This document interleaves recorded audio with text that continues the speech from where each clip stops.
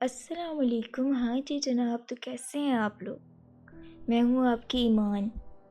آپ کی خدمت میں کہانیاں لے کر آتی رہتی ہوں۔ آج اسی غرض سے آپ کی خدمت میں حاضر ہوں۔ کہانی کو آخر تک لازمی سنیے گا۔ چلتے ہیں کہانی کی طرف۔ یہ جس کی کہانی ہے اسی کی زبانی آپ کی خدمت میں پیش کر رہی ہوں۔ ایک صاحب کی کہانی ہے۔ چلتے ہیں کہانی کی طرف۔ میرا نام عبداللہ ہے۔ میں قصور کا رہنے والا ہوں۔ میں جب 5 سال کا تھا تو میں گھر کے قریب گراؤنڈ میں کھیلا کرتا تھا۔ وہ گراؤنڈ ویران تھا۔ کافی عرصے سے تو میرے دوستوں نے اور میں نے مل کے اس گراؤنڈ کو صحیح کیا اور ہم وہاں کرکٹ کھیلا کرتے تھے۔ تو ایک دن جب میں کھیل کے آیا تو ٹھیک مغرب کے بعد مجھے ڈر لگنا شروع ہو گیا، حالانکہ کبھی بھی نہیں ڈرا تھا۔ تو میں نے اپنی والدہ کو بتایا تو انہوں نے قریبی مسجد میں سے مجھے دم دلوایا تو میں بہتر ہو گیا۔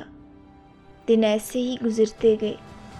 میں وہاں روزانہ کھیلنے جایا کرتا۔ پھر کچھ دنوں کے بعد میرے جسم میں درد ہونا شروع ہو گیا۔ میری ہڈیاں بہت درد کرتیں۔ پھر مجھے ڈاکٹر کے پاس بھی لے جایا گیا۔ وہاں میرے ٹیسٹ ہوئے۔ رپورٹ میں ڈاکٹر نے کہا کہ اسے کچھ بھی نہیں ہے۔ دوائیاں بھی دیں مگر آرام نہیں آیا۔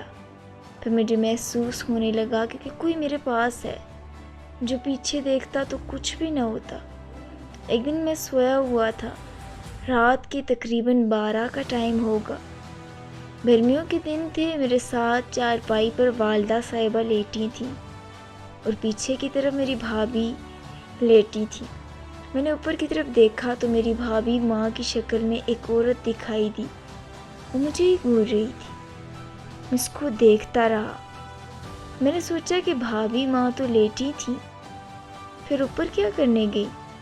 یہ خیال آتے ہی میں اٹھ کے بیٹھ گیا تو وہ عورت اچانک پیچھے ہو گئی۔ میں نے دیکھا تو بھابھی ماں لیٹی ہوئی تھی۔ میرے اندر خوف کی لہر دوڑ گئی۔ میں نے آج صبح اٹھ کر والدہ صاحبہ کو بتایا تو انہوں نے پھر قریبی مسجد سے دم کروایا۔ پھر چند دن کے بعد رات کے تقریباً 8 بجے ہوں گے۔ سردیوں کی راتیں تھیں اور ٹھنڈ بہت زیادہ تھی۔ تو میں کام کے لیے گھر سے باہر نکلا۔ ابھی چند قدم ہی بمشکل چلے تھے کہ پیچھے سے کسی کے چلنے کی آواز آئی۔ میں نے پیچھے دیکھا تو کوئی بھی نہ تھا۔ میں پھر تھوڑا سا چلا تو پھر بھاری قدموں کی آواز آئی۔